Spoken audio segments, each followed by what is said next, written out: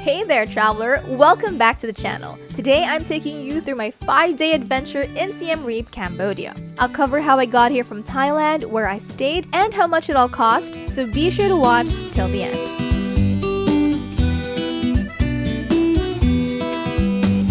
My adventure kicked off with an early morning bus ride from Bangkok to Siem Reap. It's an 8-hour-long journey, but totally worth it. I took the travel bus Asia service, which cost me 1,250 baht one way or 2,500 baht for a round trip. The best part was that it includes free lunch, snacks, water, coffee, Wi-Fi, and even a toilet on board. Plus, the bus attendant helps with border crossing, which makes things super convenient. If you're traveling with a Philippine passport or hold one from the 10 ASEAN member countries, you don't need a visa to enter Cambodia. Nakagawas na mi sa immigration sa Thailand, and next we will go to the Cambodian immigration. It's gonna be a long wait.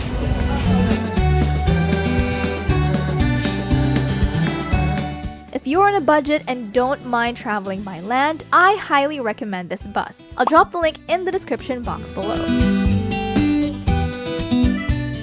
For internet, I used the Airlo app to get an eSIM, so I didn't have to worry about buying a local SIM or getting scammed. It covers multiple Southeast Asian countries, and I got 7 days of data for just $4.5. Once my sister and I arrived, we had dinner at a local open-air restaurant and booked a Grab tuk-tuk to our hotel. If you haven't used Grab before, it's basically Southeast Asia's version of Uber, and it automatically adjusts to Cambodia when you arrive. For accommodation, we stayed at the Rabbit Hole Hotel and Spa. It's not our first choice, but it was conveniently located within walking distance of the night market and the city center. It cost us $33 per night, which was pretty reasonable for the location. Before calling it a night, we explored the night market, which is a great place for souvenirs, street food, and local crafts.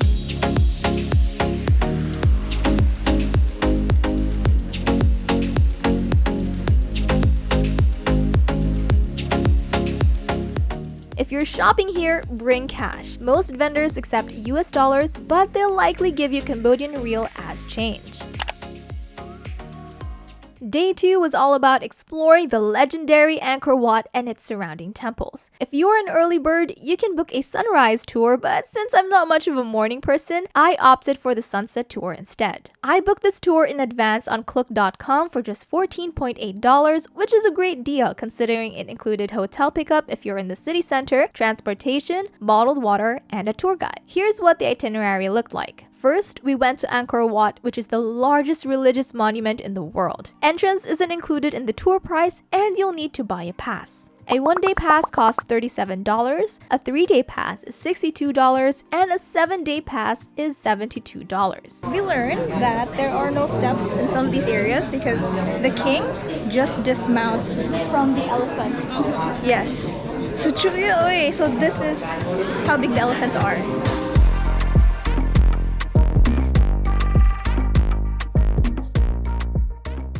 Guys, it's so hot, but it's so fun. Now we are just waiting for the van. So our tour guide is calling the van, and then we're gonna go eat some lunch. Yes. Yeah, bye.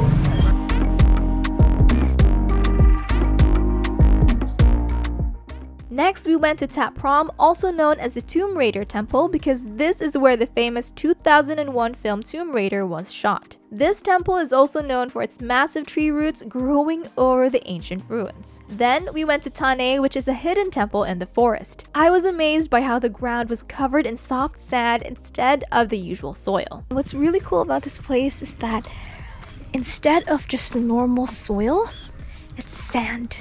It's sand on my feet. So, wow, I guess that's why they're called sandstones. They make sand, or they're made from sand. Or I don't know, I'm stupid, correct me if I'm wrong. Next, we visit the Bayon Temple, known for its massive stone faces carved into the towers.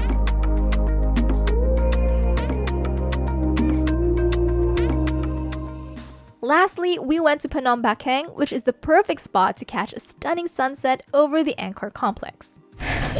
Worth it, but is this worth it for the sunset? We'll see.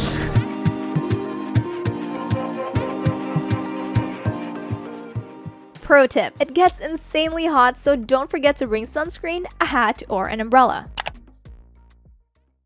On day 3, we took a trip to the Kampong Pluk floating village. The tour bus picked us up at 1:30 p.m. and after a 1-hour ride to the dock, we hopped on a boat to explore the village. Fun fact, the houses here aren't actually floating. They're built on stilts and during the rainy season, the rising water creates the illusion that they're floating. This tour cost $24 each and we booked it through Klook. I'll put the link in the description box below. After 30 minutes on the boat, we arrived at the stop where we had the option to ride a boat through the flooded forest. It was an additional $6 per person and of course, we took this opportunity. The ride was relaxing and definitely worth it. It's nice. It's so calming.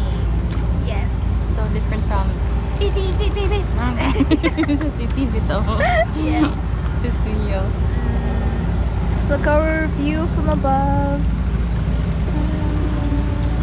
Next, we got on a big boat to see a beautiful sunset at Tonle Sap Lake. This is where we got lucky and were joined by a local boat full of people singing and dancing. It was such a fun experience. Lastly, we went to the village and learned about their life with our tour guide who used to be a monk in the village. After returning to the city, we visited Pub Street, which is a nightlife hub of Siem Reap. It's packed with bars, live music, street performances, and affordable drinks, which is great for winding down after a long day.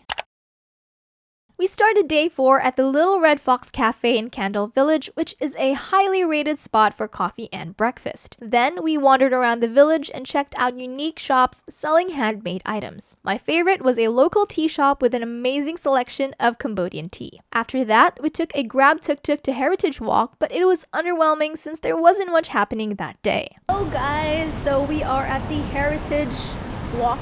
We thought this would be a mega mall, but it's fine. It's cool. It's very quiet here. I think there are some stalls that are still empty. I think maybe it's all downstairs. I don't know. Yeah. We're just gonna keep walking.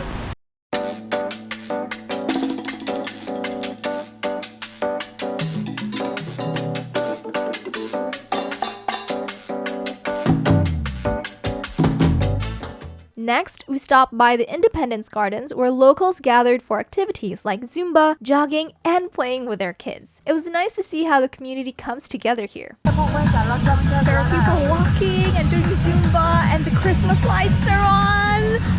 It's so pretty. One thing I regret missing was the Fair Circus. It's a blend of theater, dance, and circus performances that tells Cambodian stories. Tickets start at $18 and you can check them out at faircircus.org.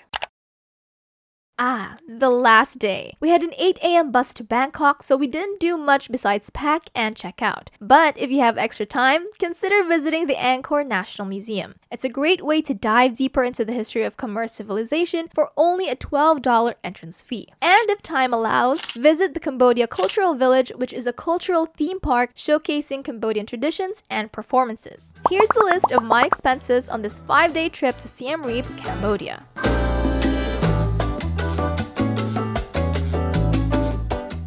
This 5-day trip was an eye-opening experience. Just 8 hours from Bangkok, I got to immerse myself in a different culture, connect with locals, and appreciate the simple joys of travel. If there's one thing I've learned from traveling, it's that we're just tiny specks in this vast world, and stepping outside our comfort zones is the best way to grow. I hope this video inspires you to travel more, explore the unknown, and embrace new experiences. If you enjoyed this itinerary, don't forget to like and subscribe for more travel content. See you and carpe diem. Go and seize the day.